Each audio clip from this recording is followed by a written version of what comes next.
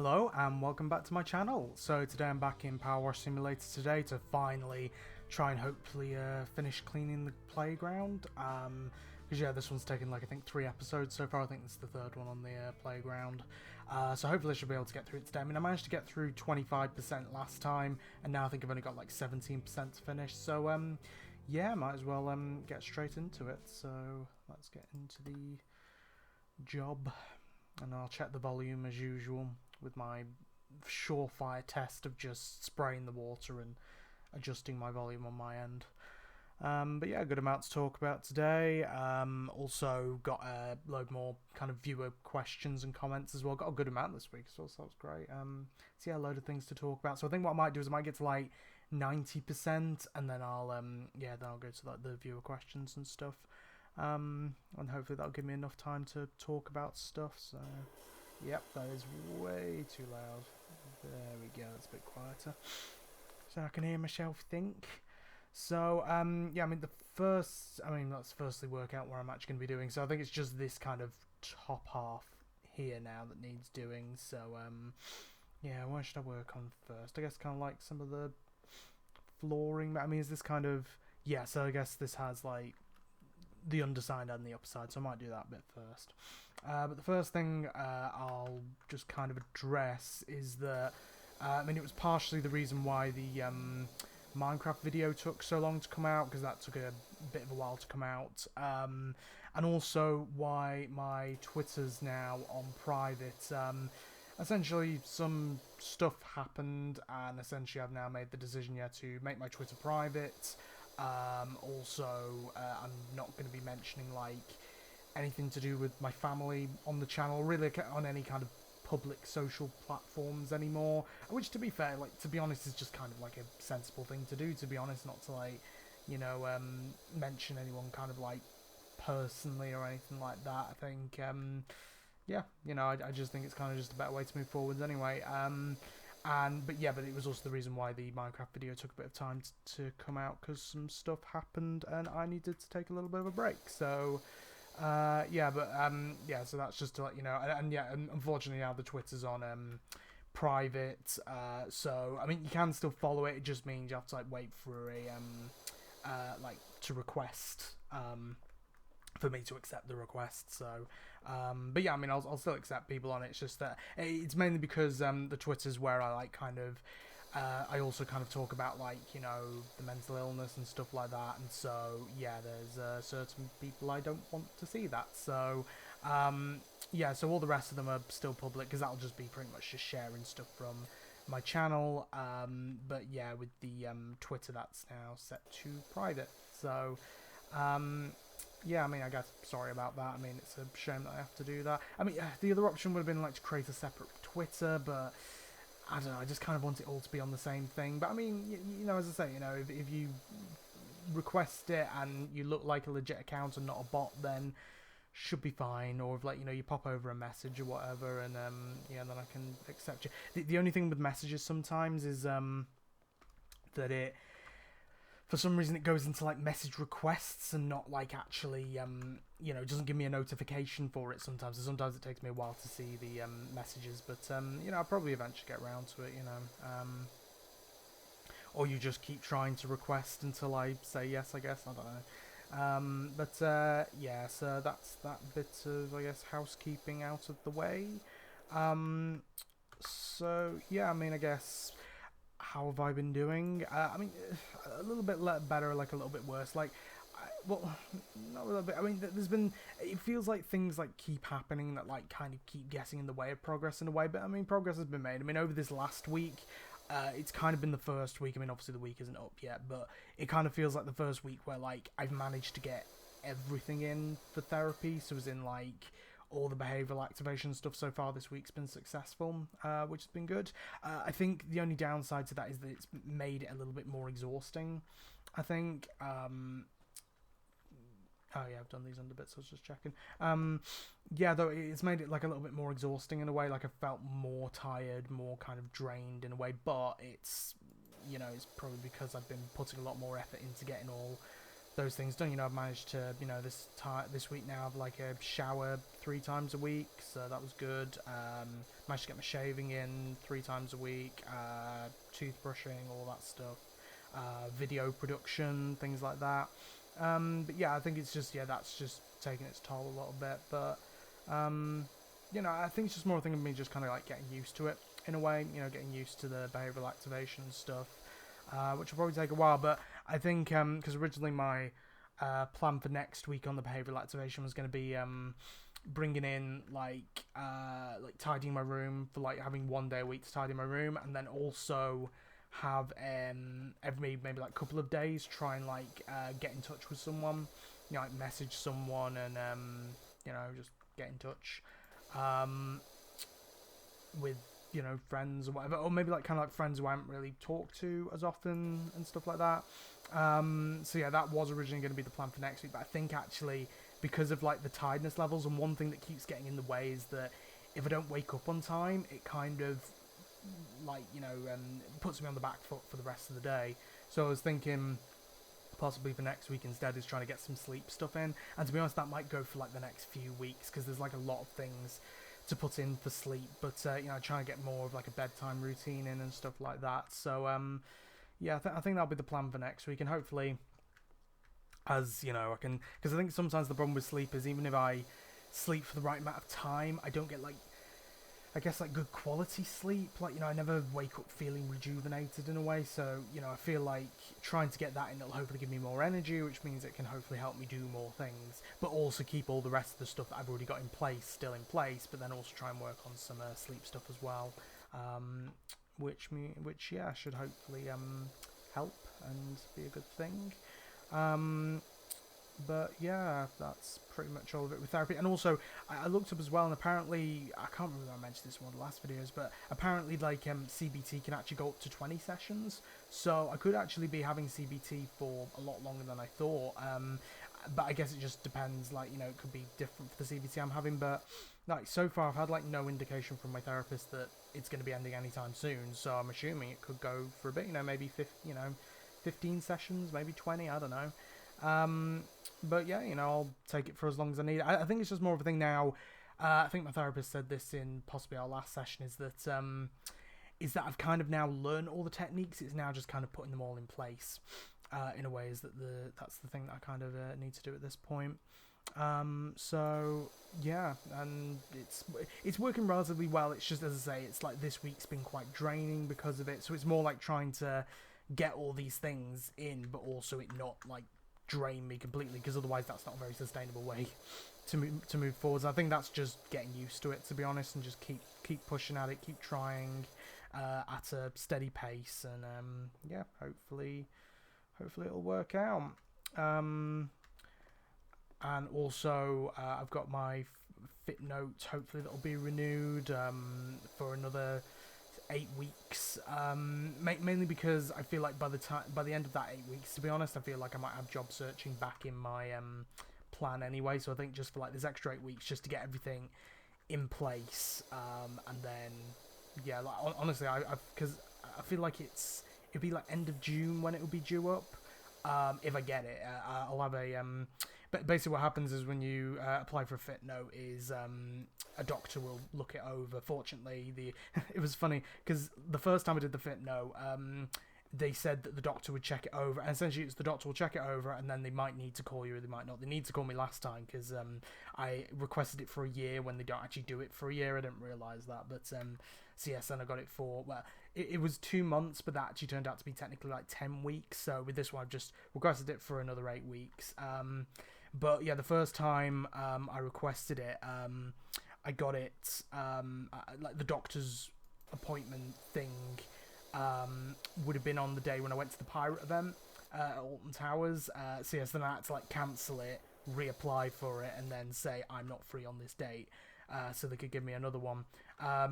But then the same thing happened with this, where it was that I was going to get it's not necessarily that you will get a call, but it's possible that you get a call, so I kind of have to be free all day for that, because they don't give you a time either when they're going to call.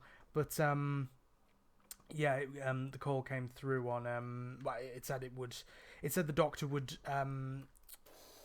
check it. What am I talking about? The GP would check it when on May 1st, and then that's when I'm going to be in Bolton going to watch Little Shop of Horrors, my favourite musical, so I wouldn't have been free that day, but fortunately they managed to reschedule it to May 2nd, so I think the only thing I've got on that day is I think there's local elections, so I'll probably go and vote, but I think that's got all day for that, so I can just wait for if the call's going to come through. I mean, it'll either be that a call comes through, or I'll get an email come through with my new fit note. I can't think of any reason why they'd need to call. I think the only reason why last time was because it was it was my first time doing it, but it's also that I requested it for a year accidentally without realising they don't do it for a year. So yeah, I think really that was the only reason why they need to call me last time. This time I can't really see a reason why they would need to. Hopefully they don't, because I have massive anxiety over calls, and my GP kind of mumbles quite a bit, so it's very hard to understand him. So yeah, it would be nice if I don't have to have a call. That would be lovely. See what bit's this connected to? Right, so so that's connected to the whole thing. This again, it's the thing of knowing what's connected to what. But anyway, is there anything else I can talk about with kind of like mental illness stuff? I don't know, but yeah, I just hopefully can get another fit note, and then hopefully that's the last one I'll need, I hope. It's kind of like all things going well. Hopefully I shouldn't need another one, but if I do, I do, you know, it's whatever. But it'd be nice not to have to call the GP again. That'd be nice. But yeah, anyway, so what else has happened over the last couple of weeks? First thing that comes to mind is went to the theatre, went to the Lyceum and Crew to see Woman in Black, which I haven't seen since 2016. Which, I'm sorry, I have to focus on this. What is missing on this? I'm very confused. Right, that's a support strut. Small bridge guard. So, oh, this bit counts as small bridge guard as well. God damn it. Right. Okay, that's all the same thing. Got it. And I'm assuming the ones on this side count as part of it as well. But yeah, anyway, went to go and see Woman in Black. Yeah, last time I went to go and see it was in 2016, which. Yeah, I remember that, yeah, so we were on holiday. I think I said this last time in the Minecraft video, but yeah, we were on holiday, and, yeah, we had to come back early, and, so we came back on Halloween, and The Woman in Black was on at the theatre, so yeah, so we went to go and see it, and it was, I remember last time, because things were right up at the top of the, like, up in the gods, like, right up on the top row of the theatre, well, not row, but like the top section of the theatre, yeah, and to be honest, I didn't really get the story as much back then, of Woman in Black, because I hadn't really like watched it as much or anything. You know, I haven't like watched the films, and you know, I haven't really read the book. To be honest, I'm not really much of a reader, if I'm honest. But yeah, so I didn't really get the storyline as much. I think I'd seen like, you know, snippets of the film, and yeah, got kind of confused by the kind of way that they portray it in the play. But I remember a lot of the jump scares and stuff, and they were great. But now that you know, I've been part of Scare Seekers, you know, and we've done like an episode on The Woman in Black and stuff, where you know, I had to watch through, like, I think there's like the 1980s version, then there's like the modern versions of like you know, the Daniel Radcliffe version, and then there's Angel of Death, the sequel, which I kind of prefer. I don't know. But yeah, so because I've watched through them, and actually I get the storyline a lot more of it now. Actually going to watch it, understanding the storyline, and also I watched a version of the live one on YouTube as well, so I got kind of how that version worked as well. And so to watch it live, it just, to know the storyline a lot better, it just made it so much more satisfying. And I was on the second row from the front, right on the edge of the aisle. And yeah, it was a really good view of the stage and stuff. What was really nice about the stage was, as well as, it was kind of at an angle, so like if I was watching it from here, it was like an angle kind of coming towards us, like, you know, with kind of the floor being at an angle, which meant, you know, it was much easier like to see everything on stage, which was great. So yeah, so that was cool. The two actors who played, like, I think it's like, yeah, Arthur Kipps, who's the main character, and then the actor, who is the one who's kind of like trying to, essentially with the stage version of Woman in Black, it's Arthur Kipps trying to tell his story about what happened at Eelmarsh House and what happened, like, with the Woman in Black and everything like that. But he wants to tell it to his family and some of his friends, and so he gets an actor to help him kind of like with some public speaking and stuff like that. But then as the play goes on, essentially the actor plays the role of like the younger Arthur Kipps, and Arthur Kipps plays the roles of everyone else, apart from the Woman in Black, who's played by a separate woman. And so they were both really good actors, like really amazing performances from them. And what I love about it as well is, again, with me being an immersion enthusiast, I like the fact that, because I think I've now found that the stage version is probably my favourite version of Woman in Black now, because again, with that level of immersion, I mean, for one thing, kind of any kind of theatre is, I just love anyway, because, you're there in person and there's, real actors and stuff like that, but also I love the fact that it kind of brings the fact that they're in a theatre as part, or like the fact that we're in a theatre watching it as part of the story, like the fact that they're both in a theatre rehearsing this thing, it kind of again adds to that level of immersion, which is just really cool. The jump scares were great as well. I remember the first kind of really scary bit though. I mean, there's like the bit where he's on the train and he's when he kind of, because he does go past crew on the train, like they mention crew, which is just really funny. I remember there are a few people who laughed at that, but there's actually surprisingly quite a few funny moments near the start as well, which is good. There's the one kind of jump scare where like a train kind of like whizzes past, and so that was a good one. But I remember there's the bit where they're in the church at the funeral of Alice Drablow, who's I got confused. I thought originally Alice Drablow was the Woman in Black, but it's actually her sister who's the Woman in Black, and Alice Drablow has just died recently, while her sister died like a lot longer before. But yeah, while the funeral's on, you got the two actors on stage, but I didn't see. The thing is, when I first saw this again, I was right up in the gods, which means I didn't see as much of it, or didn't notice as much. And also I was young, I was 16 back then. I'm 24 now. God, that's crazy that I'm now like 20. Jesus Christ. But anyway, so I didn't notice a lot of the stuff that happens like kind of down in the stalls, but I literally saw out the corner of my eye while they're in the church, the woman actually, the Woman in Black actually comes down the aisle. So I literally had her right next to me at one point, which was crazy, and it was really good. It wasn't necessarily like jump scary. It was more just really eerie and sinister, like seeing a ghost. I mean, an example that I can think of that as well, with that happened before, was I think it might have been in the first year of the Attic, and I think on my original run, in the bit after what used to be the Pepper's Ghost projection, where you'd have like a ghost floating above the bed, there's like kind of like you turn left and there's like a corridor before like the kitchen section just before hell, and there's like this kind of like corridor bit where there's like kind of stone wall and stuff like that, and when I first went through, there was nothing in that corridor. It's just like you walk through to the kind of kitchen section. But then I think it might have been on my first ever Scaremazing.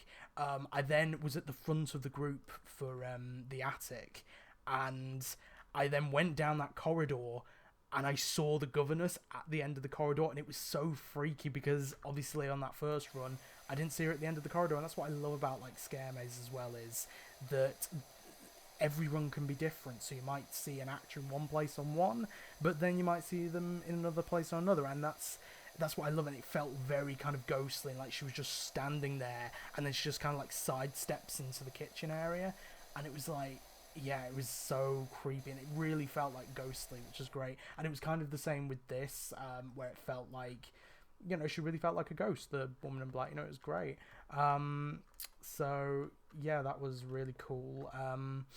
And yeah, just like a lot of the ways that they kind of like hide the woman as well. And I love the bit as well where essentially it's like you have the front of the stage where there's not really too many props, and then you've got like a kind of see-through netting, and then there's like a section at the back where there's like a staircase. There's like I think the kids' bedroom. They also kind of double it up for like a graveyard that's at Eel Marsh House, but the bit where there's like a rocking chair that like goes back and forth on its own, like yeah, that's really cool.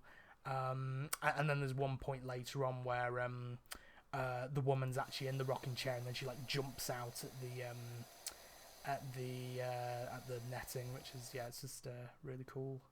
Just yeah, really cool stuff for the show. Also, some really good smoke effects and stuff as well. Like, you know, as they being in the stalls, literally the stalls were just filled with smoke at like there's like 2 points where they just like fill up with smoke, because it's basically meant to be that like we're in kind of like the marshes and like the aisles, the causeway, and then obviously the actors on stage are at Eel Marsh House.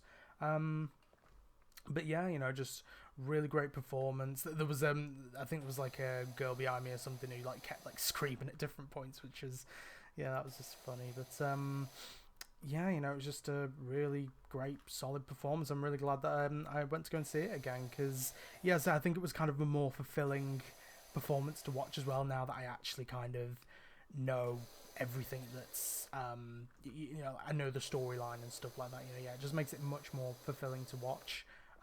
So yeah, I mean, I'd highly recommend it if you see it. I think it's on in crew till the end of this week, but you know, obviously by the time this gets uploaded, it might have already left. I think it's till Saturday, I think. And then yeah, I think it goes to like Coventry, then to Ireland. I think it's like Dublin and place like that, and then it goes to Australia, I think. So but yeah, like, you know, really good show. It was just a really great evening out as well. So yeah, that was Woman in Black. And then next week on the Wednesday, yeah, I'll be going to see Little Shop of Horrors as well, my favourite musical, at the Octagon in Bolton, which, as I went to Bolton for university, and yeah, I always walk past the Octagon, but like never went in, and so yeah, it'll be pretty cool to actually finally go in and see what it's like. I think I've seen some pictures. It is literally like the seats are kind of like there's like a set of seats on one bit, set of seats on the other, and then a set of seats opposite the stage, and I think the stage might be the shape of an octagon. I mean, I would assume, you know, it's it's like it's called the Octagon for a reason, because I think the building is literally the shape of an octagon. But yeah, you know, it'll be really cool to watch. Yeah, I love the musical. I've seen it twice live, and I saw one both in crew, and I saw it once where it was like a proper performance, and then the last time I saw it, I took one of my friends to go and see it for the first time. I don't think they'd ever like watched either the musical or the like either the film or the live stage musical, but yeah, and I remember we just got to it was like a youth performance, like a youth theatre performance, and it wasn't the best. Like, don't get me wrong, like some bits of it good. Like I think like the girl who played Audrey was pretty good. The dentist was all right, but like for example, the first bit where we have like Audrey 2 and Phoebe. Like for one thing, the Audrey 2 plant wasn't like the first plant we get. It wasn't great. Like it wasn't very big.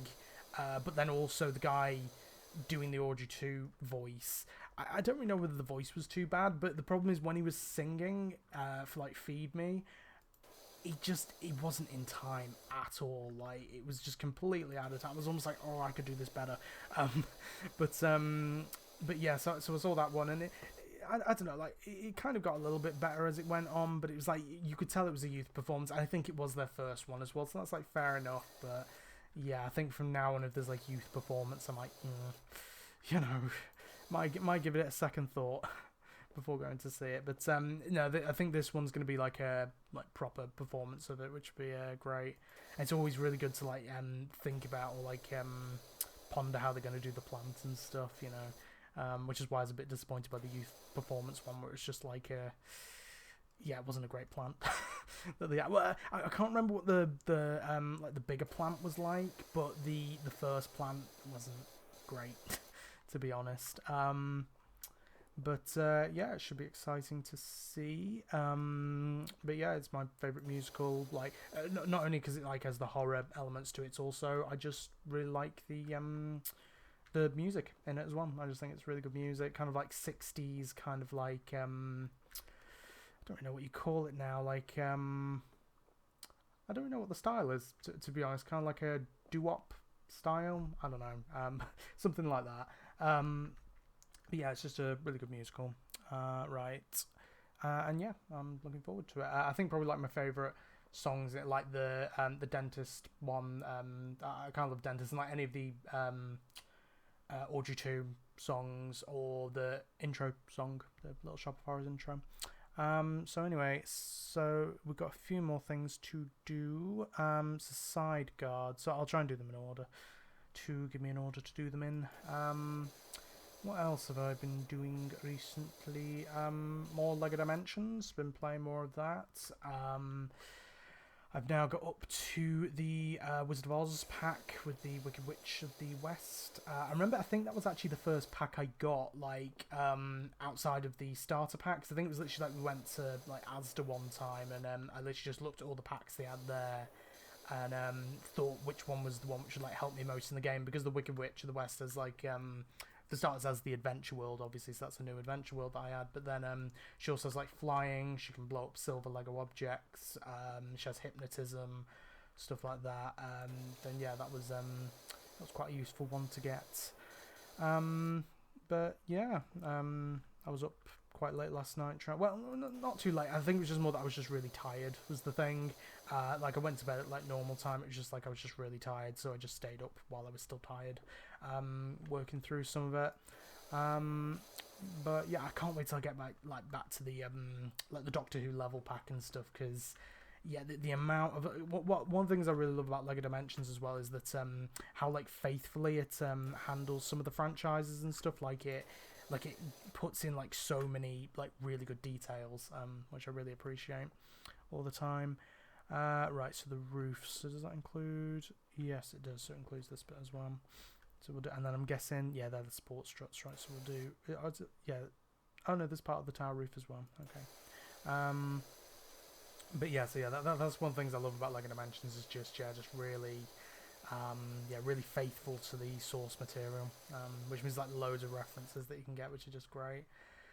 But yeah, so that's what I've been doing with LEGO Dimensions. What else has happened recently? I mean, I'm like 2% off going on about the audience suggestions and stuff like that. Trying to think of other things to talk about. Yeah, because I haven't really done like any other Alton Towers trips. I nearly was actually going to do one next week on Tuesday, because Joe would do Scare Seekers with said that he was going to possibly come up at one point, but I think now we moved that to May, which kind of works a bit better for me, to be honest, because it means I can save some money for like you know, when I go to Bolton next week for Little Shop of Horrors and stuff, and you know, saves a bit of money for that, so it means I can use like minimum payment in May or whatever in June for that. But yeah, it'd be lovely to see Joe again, because yeah, I miss him a lot. Yeah, I haven't seen him since the Dark Pasty tour in person, and the last time obviously we spoke would have been when we recorded our last Scare Seekers. I might ask about the next episode, but that maybe sometime in May, maybe after I've done Blackpool Pleasure Beach, because then I can talk about like the Ghost Train and stuff like that. But yeah, so yeah, I haven't really done any Towers trips recently. There was a new bit of Towers merch. In fact, that's actually a good point, actually. There is one thing which for some reason I've kept forgetting to show, is a bit of merch that I got from the Twisted Vengeance event, which was this. I got the Nemesis Station resin, which is just, it's just beautiful. Like, it's just really nice, really lovely. As you can tell, they didn't have any of the pin badges in. I believe they have got them back now, the like the creature pin badge, so might get that next time. But there is another bit of merch which they've added recently, which I think I'll have to get. But yeah, it's just a lovely little resin there, and yeah, it was I think it was 25 quid, but then obviously I got it, in fact I might even say on the bottom, it does not, okay, I believe it was 25 quid, but then on discount it was 20 quid, so I mean, not too bad. I mean, it's a lovely little resin, this one. I am tempted by some of the others, like the Wicker Man one's nice. It's just the base on it. It's like that kind of bright orange. It makes it look a bit too much like Oblivion in a way. Like it kind of stands out a bit too much. Same with the 13 one. Like again, the resins themselves look really nice. It's just the bases for them just look like, it's like a kind of like lime green for 13 and like and yeah, it's like a bright orange for Wicker Man. And yeah, I mean, there's quite a nice like Hex one as well. There's one of the towers themselves. They're quite nice. But yeah, I think it just depends, and obviously with money, depends on money. There's also the mystery pins, I believe, are back in stock as well, so again, I might have to get some of them. But there is, but yeah, so there's one other thing, which is, and I definitely need to get this at some point, is they've done another doll for Curse Alton Manor, like, if I can get a, like, dolly, which I've got here. Try not to lift up a skirt, there we go, give some modesty. Little dolly, which I love. I remember I literally just got her one day, because I think it's because the curse house resin wasn't in, and so I wanted to get something that day, so I just got Dolly, and she's adorable. I've always been because things I have. Hold on. There we go. Yeah, because I have like these kind of like stress toy things that I take to therapy appointments and stuff, just to help me settle down, and they're really cute and fluffy and adorable. But I always kept thinking like whether I should use Dolly, but I don't know, I think I'd be like too self-conscious in a way, like, I already get self-conscious enough taking the cats, like, but yeah, anyway, going on from that conversation, they've added a new kind of doll, which is one of the, I believe they've kind of marketed it as the Scarecrows. I thought they were kind of like, almost like kind of like voodoo doll things, but it's basically like the ones in the kind of like the garden section, where there's like one that kind of like comes out from the side, like just before you go past like the swing with Emily in. It's one of them, but they've done it as like a proper like doll, and it looks so good. Like, yeah, I definitely think I'll need to. I mean, I'll need to see what it looks like in person as well. Like, but yeah, I think it's definitely something that I might have to get, because it looks really cool and really kind of creepy. It's kind of like basically like a creepier version of the dolly, which would be really cool. It'd be really cool if they had, because they did kind of like a roaming costume, like a mascot costume for the doll at Scarefest last year, so it would be cool if they did kind of like a mascot for the Scarecrow character. Like, that would be cool. I mean, it'd be more creepy, so yeah, that'd be awesome. Trying to think if there's anything else that Towers have announced. There was Project Ocean started. The construction on that started, so that's something that I can film next time I go. I don't really know if I go with Joe. I don't know whether I'm gonna film when I go. I might do, I might not. It all depends. Because I don't know, it'd be quite nice just to like enjoy the day, but you never know. It just depends how I feel on the day, really, I guess. And obviously, if Joe's okay with that, I'm assuming he is. I mean, he's been in some vlogs with me before, so I'm assuming he's fine with it. It's always fun to have him on the channel. Because like the hat green one was great. Like that's genuinely a video I really like, but for some reason that one got like a dislike, and I don't know why.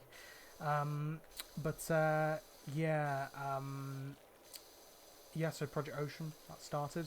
I'm hoping it's not Ripsaw. I'm hoping it's not like the same ride. I want something new. I've heard people saying about like a gyro swing would be cool. Like, is it Maelstrom at Drayton Manor? I think something like that would be cool. And it kind of would be very similar to Ripsaw, and it probably fits in that area and work well. I imagine it probably will be Ripsaw, but I just don't want it to be. I want something new. Like, still like, Nemesis and Phalanx themed, something that still fits into the Forbidden Valley. But, yeah, I don't want it to be, I don't want it to be Ripsaw. I want it to be something new, something fresh. Because the fact that we've already had, like, technically Nemesis coming back, we've had, Subterra coming back. I'd kind of like something new and fresh in Forbidden Valley. That'd be nice. Obviously apart from like all the theming and stuff that they've added, which has been great. Anyway, we're now at 91%, so I think now what I'll do is bring up some of the questions and comments that I've got. I think this video might only possibly even be an hour, actually, if we can get through it quick enough. Here's all the questions, comments, stuff like that. So the first one is from Twitter, which is from Coasting with the Joneses. So, yeah, I've seen them on the channel before. They're great. Go and check them out. I believe one of the recent ones they've done is a video on going to splash landings recently, which looks really cool.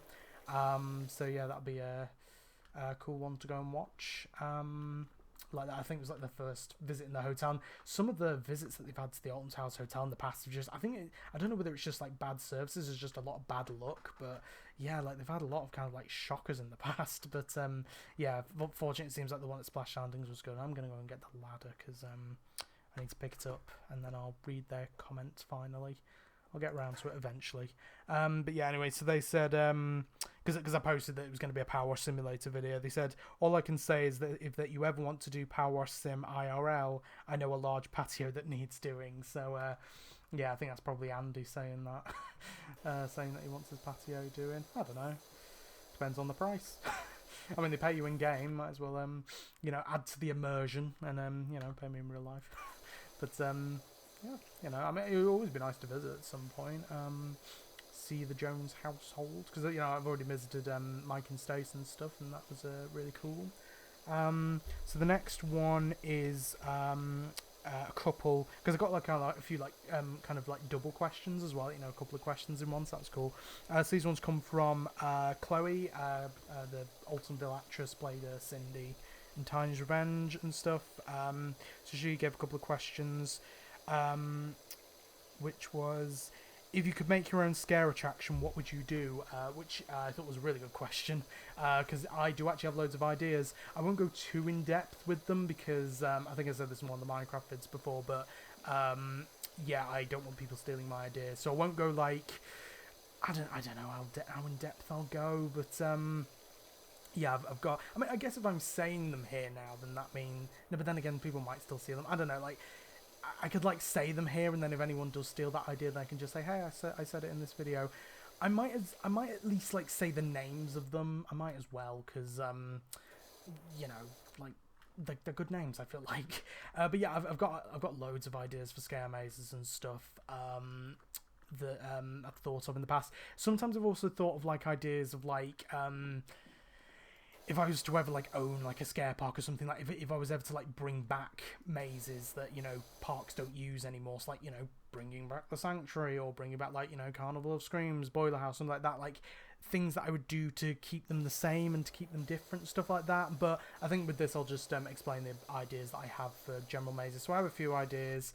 The first one I thought of was, well, technically the first one I thought of is the is probably the second one that I kind of go with, but the first kind of main idea, I'll go with the first one I thought of, because it's kind of a fun story of how I thought of it. So when I was on my graphic design course back in college, our final major project was to do anything we wanted, and so you basically set your own brief for it, and for mine, I set designing the marketing and campaigning for a scare maze.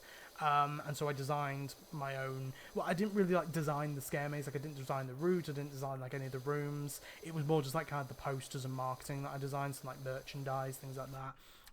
And so it was going to be one, as we discussed in one of these Power Simulator videos before, about nuclear war. And it was going to be called Protect and Survive. So if you, I can't remember which. It was one of the videos that I did on the playground. I think it was the first one I did on the playground. Which went into Protect and Survive and what that was, and so you can look them all up on YouTube. Essentially, real PSAs that were going to go out in the event of a nuclear war. Essentially, so you can find them all on YouTube. They also did a pamphlet, which I showed in that video. I've actually got one of them that I got off eBay.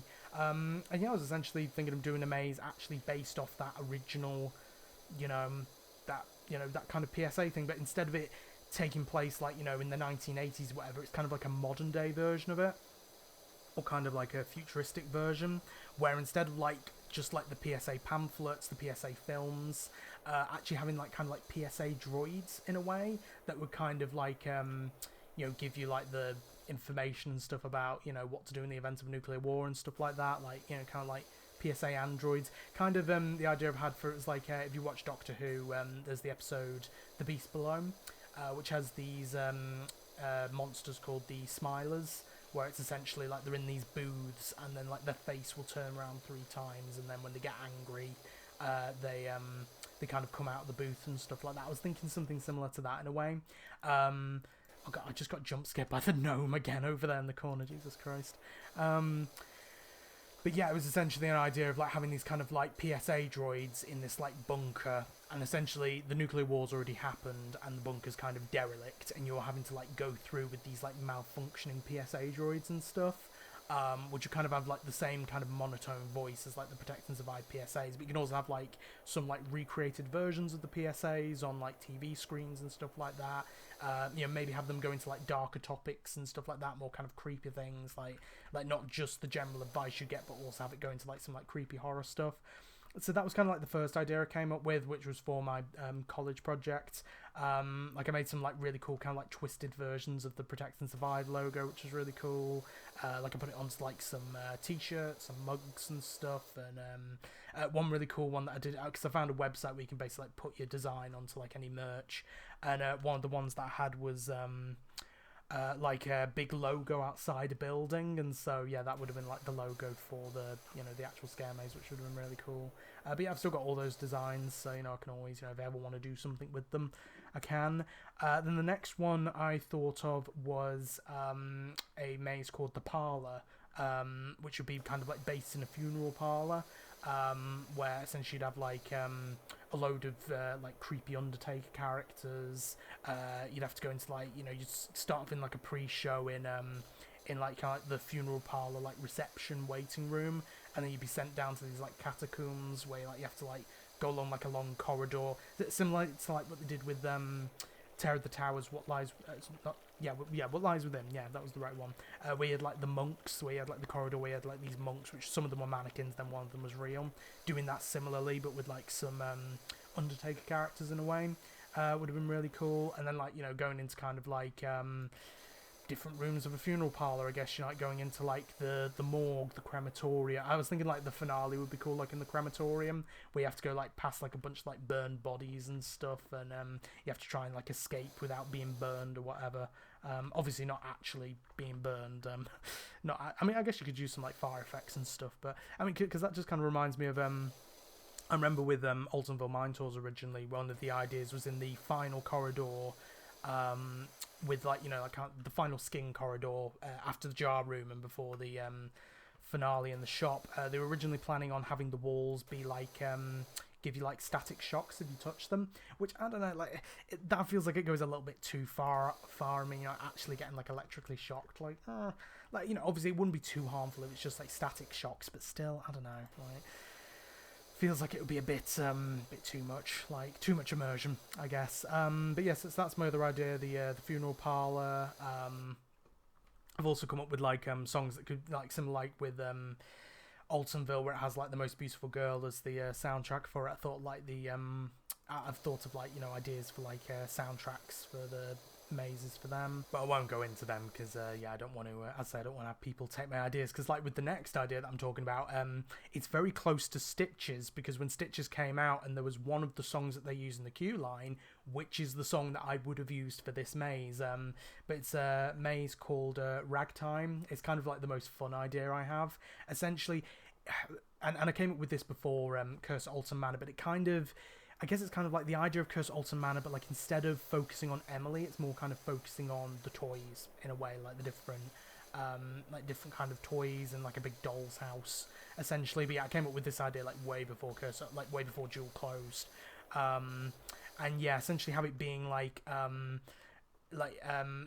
basically these toys, instead of like you playing with them playing with you in a way. I think I like mentioned this in one of the Minecraft videos, but yeah, essentially having it be like, yeah, these toys and dolls and different things playing with you, and the dolls essentially got like different sections that have different types of toys and stuff like that. You have a dolls room, you have maybe like a room with teddy bears and stuff like that, with like one with like ventriloquist dummies or anything like that.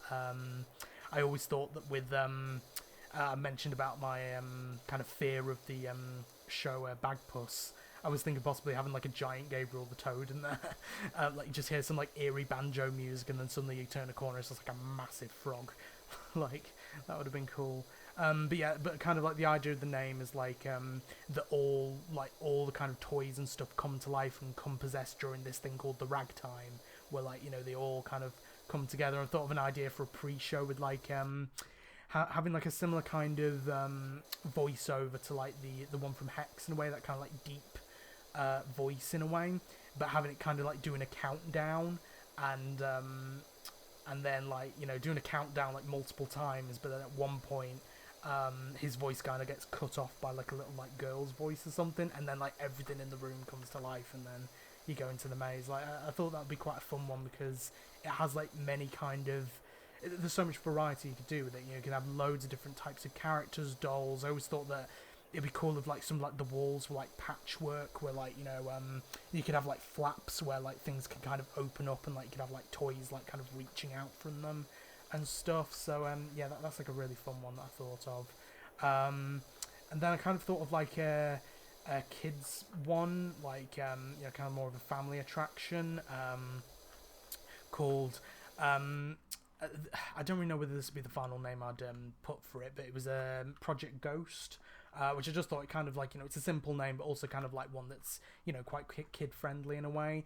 And it's essentially one where, you go through, you'd have like some really kind of like family friendly, like, actor characters who kind of like guide you in, essentially going on like a paranormal investigation into like a spooky site. And I thought a cool idea would be that everyone kind of gets given a torch, like a handheld torch, but with the haunted lantern technology, like from Altonville, which you don't know what that is essentially where, with Altonville, 3 people used to be getting given a miner's light, like on a helmet, like one at the front, one in the middle, one at the back. And essentially what would happen is, as you go through the maze, if you go past the sensor, the light would kind of flicker off when you go past those sensors. And so I thought that'd be really cool, but actually having everyone have like a little handheld torch, which for like a family attraction would also like help the kids feel a little bit more safe in a way. And yeah, again, like add that little bit more like hands-on interaction in a way, which I thought would be really cool. Yeah, I don't really have as many plans for that one really. It would just be kind of more kind of like House of Monsters in a way, where it's kind of like very kind of like very kid-friendly characters, but all of them like being ghosts in a way, maybe like kind of like Alton Ancestor kind of like characters in there, but yeah, in kind of like a very in like a very kind of simple basic premise really.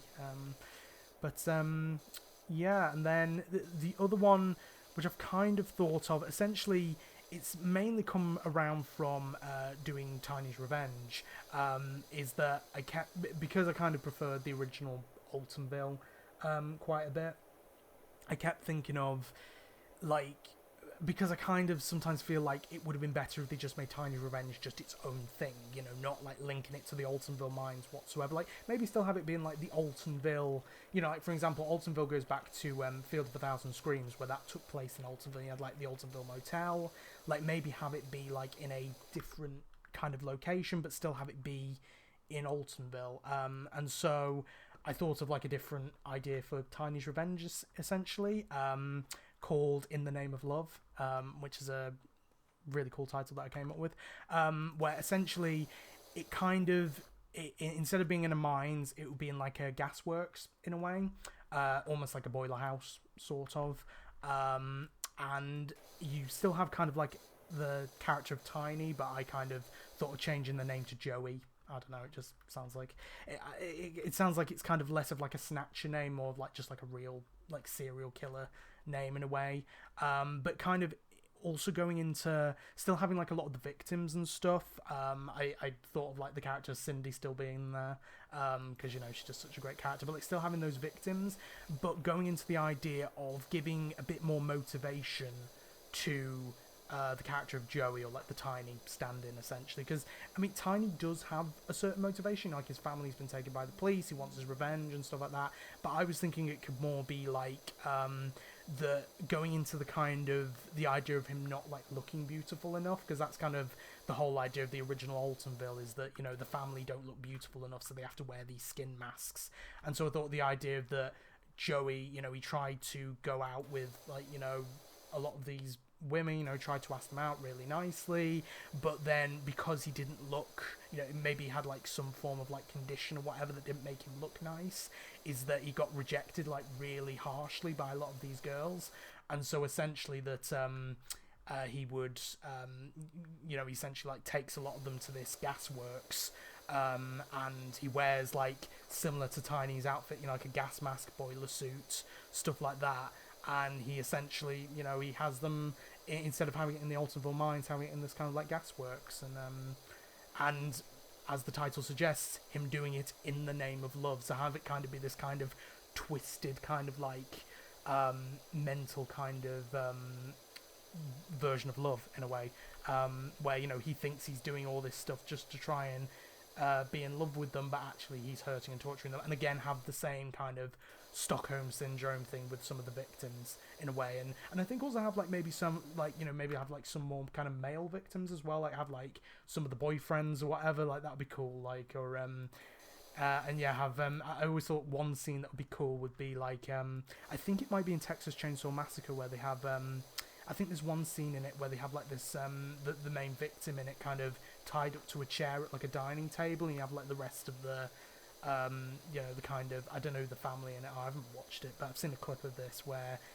you have them just like, she's tied up at the table and they're kind of like kind of mocking her and stuff like that in their skin masks and stuff, and I thought kind of a similar thing with that, but kind of like one of the victims kind of like tied up to a chair at a table, but at the table is like her boyfriend kind of like cut up into different bits and stuff, which would have been kind of cool. Similar to like Rocky Horror Picture Show, where it's like they have Eddie, where he's like underneath the he's like underneath the kind of like the kind of tablecloth, and like you realise that they've been eating him during that. You need to watch Rocky Horror to get that reference, but yeah, that's kind of my idea for In the Name of Love. I think it's again kind of like a Tiny's Revenge, but taking away from the Altonville mine stuff and kind of giving it more its own thing, and again like kind of giving a little bit more of kind of like a sympathetic storyline to the Tiny character in a way, like still him doing like horrible, terrible things, but like kind of you feeling sorry for him because these girls and stuff have been really mean to him, and they've been like bullied all his life and stuff like that. Like I think that would have been like it's kind of like one of those, I love those kind of things where like villains, you don't really know whether to feel sorry for them or not in a way, or like you don't really know which side you're on. I kind of like that kind of stuff. So and again, thought of a soundtrack for that which would work really well for that, but I'm not going to say it so no one steals too many of my ideas. Hopefully no one steals that.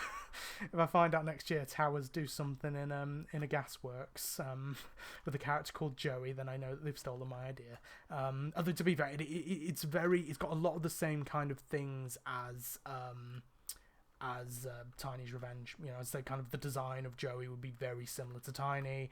I think having a cheerleader character like Cindy would be a good idea. The whole idea of like Stockholm Syndrome, again, I think that would be a really good idea to bring in with some of the victims. I don't think all of them. I think it would be a good idea of like as the maze goes on, they kind of go from being kind of scared victims to slowly going into that Stockholm Syndrome thing. And I was thinking because I think it was with Tiny's Revenge, there was like at the end of the run last year, there was some like awards given out, and Chloe got one called Tiny's Favourite, and so I thought having Cindy in the Name of Love be Joey's favourite in a way, and like she's kind of like the last victim you see, which kind of reminds me of Love Hurts in a way, where the finale of that you have I can't remember what his name is now in it, but the kind of the doctor character in that, who's the one who's kind of like trying to make the perfect bride, I guess, the perfect wife, the perfect partner, and you have kind of like this female character at the end who kind of introduces you to him almost like it's his favourite in a way, and so I think that would be kind of like a cool thing to add. But yeah, anyway, that was a very long-winded answer to that question, because I have multiple ideas. But yeah, I mean, I've got some more kind of like specifics with them as well, but yeah, maybe one day I might do something with them. I don't know whether it would ever become like, that I'd ever be able to make them in real life. I'd love to, but I know that would take like a lot of work and organisation to do that, and a lot of money to do that as well. But they're kind of like the dream ideas I've had. But I don't know, like maybe I could figure out something I could do with them one day. Anyway, so going on to the second question that Chloe sent, and she said completely unrelated, but what would your dream career be? And completely unrelated, it would be scare acting in the end. That is the thing I want to do. I think, because the thing is, I did kind of like special effects stuff for a while, like kind of prop costume making, but I kind of realised after a while that I don't really want to be the one making the costumes. I want to be the one in the costumes. I think you already see that from like the scare season stuff I do with like the Skin Snatcher, the Human Experiment, the one coming this year, which I'm very excited about. And yeah, so yeah, it's clearly something that I'd really like to do at one point. I mean, I do kind of appreciate and kind of like like watching the process of them being made, like the costumes being made. I know how they're made. It's just actually doing it takes like a lot of time and skill and just stuff that I just don't really have the passion for. Like I can, like for example, the Skin Snatcher mask, the fact that there was no pressure on that, I can do it to my own quality. That was great. I think the problem is if I actually went into a special effects industry, there would be a certain standard that I would need to reach, which I just don't think I'd have the passion to actually get to that point. You know, like if I don't have the passion to actually, put in a lot of effort on it that a client would want, then yeah, it's like it's not really the job for me at that point.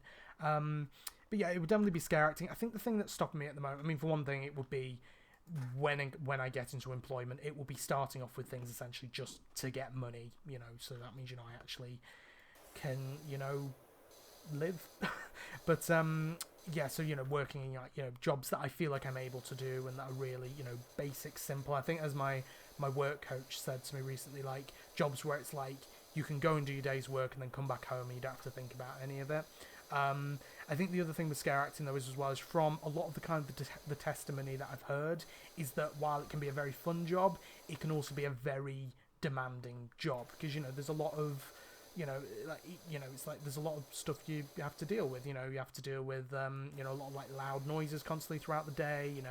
Being on your feet all day, being really energetic, screaming a lot of the time, losing your voice, and also just a lot of the stories I've heard about, a lot of like the horror stories I've heard about, like members of the public and stuff like that, just being the worst. Like, from what I've heard, it essentially feels like not only that you have to be kind of like physically strong enough to do it, you also have to be like mentally strong enough. And clearly, I'm not in a very good mental place at the moment. Even though I am making some progress, I'm certainly nowhere near done. But yeah, so I feel like I need to be kind of like in a really mentally strong place as well to be able to deal with a lot of that stuff. And also, I have no acting experience really at all. The most I have is from the charity group that I used to be part of, the Hyde fundraisers, where I used to dress up in sci-fi costumes and stuff like that. But even then, that didn't really have any voice lines. That was more kind of like body language, like acting. And then obviously there's the ones that I do at Scare Season, but even then, that's not really much acting, kind of acting experience. So yeah, I'd probably need to get some more acting training before getting to that point. But yeah, I'd it's kind of like that's the end goal. I feel like I mean, the real big end goal would be like making my own scare attractions. That means I could have my own types of scare mazes, but also so it gives me a permanent scare acting gig. But I guess the problem would be is that if I made a scare attraction, I'd have to be the one running it, which means I probably won't get much chance to actually act in it. But that that would kind of be the main reason why I want to create a scare attraction, like an all year round one. So it just gives me an all year round scare acting gig, yeah, so that's the answer to that question. It would be eventually scare acting. I think for now it would just be like shelf stacking, maybe like admin job. I think like data entry I've seen is one, which could be quite a good one, which I think sometimes there's like some work from home jobs that you can do with that. What's the other one I normally go for? Cleaning jobs, just any that aren't too like public facing in a way, because I'm usually not like very good. Like I wouldn't be very good on like a till, for an example, or like on a customer service desk. Because yeah, I think like if I was like stacking shelves and someone asked, oh, what aisle's this in, I could deal with that, but like not like dealing with money and stuff like that. I just kind of get like too stressed in the moment, I feel like. But yeah, end goal, definitely scare acting. I mean, that's what it asked you. Dream career, it'd be scare acting, working in a scare maze. It would have been nice if I could have done Altonville when it was still like Skin Snatcher based, because I feel that's one I would have really thrived in. I think like Freak Show Toxic Junkyard, that would have been a fun one as well, with all the different freaks. And we're at 99% now, so I might not be able to get through all the questions this time. If I don't get through all the questions in this video, they will be in the next video. I won't like not do them. Yeah, they'll be in a video. I'll definitely get around to them. So let's see, what's a good question I could do, because I've got a few more from NGL. But they've got kind of like multiple parts to the questions. Let's have a look. I think I might do this one to end on, and then I've got a couple more which I'll probably save for the Minecraft video, which I'll do next. So yeah, and that means at least I already have those ones. But yeah, a lot of kind of like scare questions, which is really good. So this one again, kind of a two-part question. The second part's going to be really hard to answer. So, what's your favourite part of Altonville / character? I'll start with that bit first. So, it depends which Altonville you mean. If you mean the original Altonville, I think the jar room. I like the jar room because it's quite easy for like some of the actors to hide in there, like behind like some of the shells. It's also very creepy in there. But I also like the fact that when you get to that part, that's when kind of like the most beautiful girl starts to play in, like as you're going through the crawl tunnel. But also there's so many references in there, like well, not references, but little like, Easter eggs, like the splayed skin out on the ceiling and stuff like that. I just find it like to be a really creepy part of it. In regards to Tiny's Revenge, I don't know. I mean, I was thinking like the bunk room, because I think it's partially because of like, you know, seeing Chloe quite a bit in there. It's, you know, really any of the parts that she was in I quite liked and I quite remembered, because it was some really nice interaction that she did. But I think possibly the playroom, which is the new bit that they've added, which used to be the like the boiler suit section, which they've now changed into the playroom, which, yeah, I just quite like that bit, like with kind of like the ice cream music playing and just like all the cheerleaders in there. I think that kind of goes on to my favourite characters, which for the original I think it would have been I think Sister, possibly, again mainly from Chloe's performance. You'll see there's a bit of a bias to this, because I remember I listened to an audio of the Sister audio and it was Chloe doing it. It just sent me right back there. It was just really good performance with that, and yeah, I just think it's also just like a more interesting part of the maze, like, you know, with that kind of like explaining like the story behind like the Snatcher legend and stuff like that, and just the performance especially that Chloe gave, I just think was great with that. And yeah, I don't really think there's a very specific Snatcher, like in regards to like the Snatchers you see inside the maze, that I would really pinpoint on. I guess Baby maybe, but again, Baby was played by Chloe at one point, so it might be that bias that I have. And then in regards to Tiny's Revenge, again, possibly Cindy specifically, but to be honest, the cheerleaders as a whole, I think the idea of the Stockholm Syndrome thing, which is also, from what I understand, it was actually an idea that the cheerleader cast came up with while they were like rehearsing, and then they decided to keep it in. So yeah, so that's just like a really cool kind of innovation that the actors came up with for that. But yeah, I just think it's the most surprising thing, because I remember when I first found out that it was going to be like cheerleaders and that Chloe would be like, you know, playing a victim and stuff like that. I thought, oh, you know, is that really going to be, you know, getting the best kind of like, you know, is that going to be like using those actors to the best of their abilities? But because, you know, victims, they can sometimes come across like a bit stereotypical and stuff.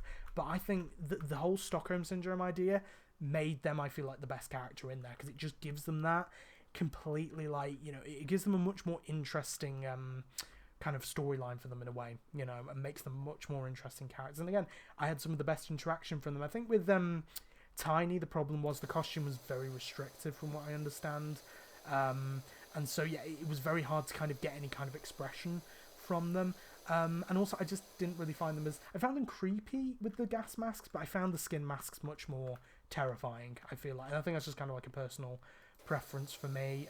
I think there's more kind of an uncanny valley with the skin masks, while the gas masks, they were just kind of like generally creepy. But yeah, I mean, I still think, you know, because another section which I would have thought was at least an improvement was the showers section, which is now it's got like a load of tiny kind of like boiler suits hung up and stuff, which I quite like that, because you can get some really good jump scares from Tiny in there, where you can like hide amongst the gas masks. So I do like that bit. But I think the playroom for Tiny's Revenge is yeah, probably my favourite. I think it's a nice little innovative new area, and as I say, my favourite characters, the cheerleaders, are in there, and yeah, I think they do a really good job. Again, bunk room close second, because again, I think it's just some of the great interactions I had with Chloe in there. But yeah, I think probably playroom, just because it's so like new and fresh as well, I think. And then the second part, which is going to be the difficult bit to answer, is my second favourite scare maze, because obviously Altonville being my first favourite, the original Altonville. I'm not going to say Tiny's Revenge was my second, even though it probably would be, because I'm just going to count that as the same thing. Second favourite, I did try and think about it. I think I'm going to have to say the attic, I feel like, because yeah, because I'm trying to think of mazes from like other events I've done. I don't think there's any from Thorpe that beat Towers, even though there are some, you know, there are some pretty alright ones. I just don't think any of them beat Towers in a way. But I was trying to think like Burton Screamfest as well, which I've been to. There's Insomnia, but I don't think Insomnia beats any of the mazes that Towers has, so I'd have to go with any that are at Towers. And I think it's the attic. Like, I think my problem with the attic was more that it just became stale, was the thing. I think I got too used to it. You know, I just, you know, and they didn't change enough. They did a few nice little changes near the end last year with, like, there was, like, instead of, like, the Pepper's ghost, they had an actual ghost, like, you know, hovering above the bed, and that means you could walk past it as well. You could have an actor in there playing the governess. But yeah, it just kind of became stale. Like, I think they just didn't change enough between the other years, and yeah, I just got too used to it, I think. But it was still always a good quality maze. Like, that finale, I think, was probably the best finale of any maze at Towers, really, that I've done with the like, going through hell with, like, the devil and stuff. Like, it's a really good finale. Especially with the music and stuff. Apart from when it, like, you can hear it loop, like, you hear it gets to the end of the track and then it, like, kind of restarts itself. But yeah, I think I'll probably have to say the attic for that. And it was, to be fair, my favourite maze originally, before Altonville was. I think that was just because for a while I was just traumatised by Altonville. Yeah, it was my favourite maze before then. And yeah, so I think probably the attic was my second favourite. I think I'm glad that it's, because I believe it's not going to be coming back this year. I've heard things to do with, like, that it's in a part of the towers that either it's not safe anymore, like they have to do some restoration work, or because of, like, the heritage stuff and, like, the top levels of the towers can't be used for that anymore. So I think that's why the attic, and also I think it's time to go, to be honest, unless they were going to do anything really new and fresh with it. Yeah, I think it would have to be the attic. The only other contender would be Passage del Terra, but I think the problem with that is that it's, I mean, partially because it traumatizes me way too much. Like, it's really good, but it's on that level where it's like the level of scary where I'm like, oh, can I deal with this? But then also it's the lack of storyline. I think that's the issue. Like, it has a storyline, but it's like in the pre-show it's very hard to hear what that storyline is. And I think the fact that it uses, like, a lot of it's very much a mashup maze, but also it uses a lot of, like, you know, kind of like the Hollywood Halloween horror, you know, characters like, you know, Ghostface and Mike Myers, or Michael Myers, sorry, not Mike. Just uses Mike Myers like Austin Powers, just like jumps out and says "groovy baby," like that'd be funny. But yeah, and it's got, like, Freddy Krueger and stuff like that in there, and it's just like, and the girl from The Ring as well. Is it Regan or whatever, or Reagan? Can't remember. But no, not from The Ring, The Exorcist. Yeah, but it uses, like, that and stuff. It makes it lose a little bit of that immersion, and, like, some of the costumes as well feel like they could have been, like, for example, there's the kind of, like, well, the Little Shop of Horrors that you go into. It's not the actual, like, Little Shop of Horrors. It's like a shop full of, like, you know, different scary things, and there's, like, a Pennywise costume in there. It's like, you can tell that was, like, bought off Amazon, which I know that, like, some of, like, the bigger, I think, like, some of the stuff at Towers does, they probably buy some stuff off, like, Amazon and stuff as well. But at least with that, it, like, looks like it fits in.